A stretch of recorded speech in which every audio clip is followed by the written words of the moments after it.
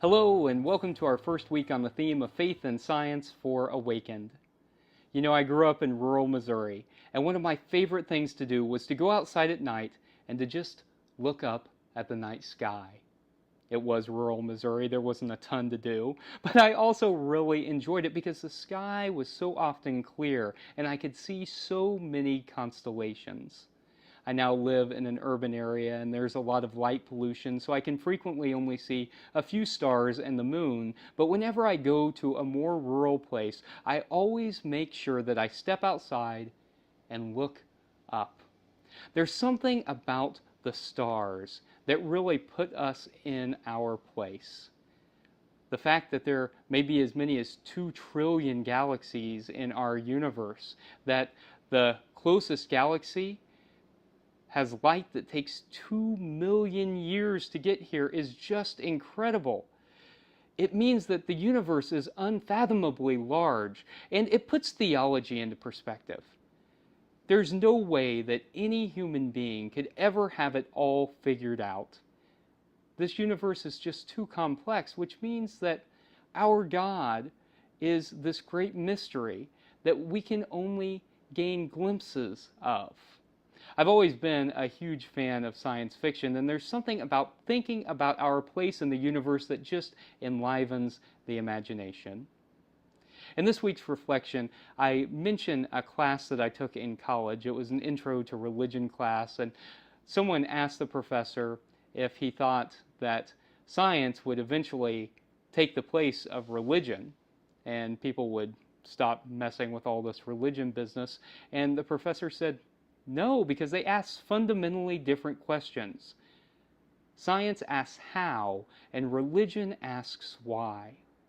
And it's true, I think that science and religion are wonderfully compatible, that they are asking different questions about the universe. I think it's also true that the great thing about science is that it's true whether you believe it or not. And I think that good theology ought to be like that too. Good theology ought to be true whether you believe in it or not. That we shouldn't have to have a God that depends upon our belief.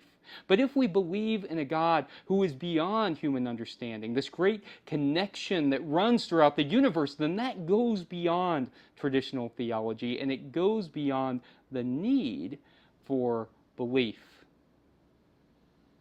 This week's spiritual practice is to go outside at night if you're able, or just to look out a window and to look up at the sky and think about your place in the universe. In this week's centering scripture, I put in the end of the creation story where God rests, a reminder that while some Christians think that they know exactly how the earth came to be, and they say that it came to be in 7 days, that whenever we understand the complexity of how this earth came to be, that took place over billions of years, that it's just one part of this ever-expansive universe, that really puts God in a much more revered space, doesn't it? Because it no longer confines God to the space where God has to do these things that we know are impossible, but instead, that which is unfathomable, that this universe can be ever expanding, and that this great planet could have come to be over billions of years, that is more awe-inspiring. This week, as you go outside and look at the stars, think about your place in this universe. And think about the questions that you have. Questions about life, mortality, about what lies beyond this that we know. Take a moment and sit in awe, because I'll tell you, there's nothing more spiritually fulfilling than being in awe and wonder.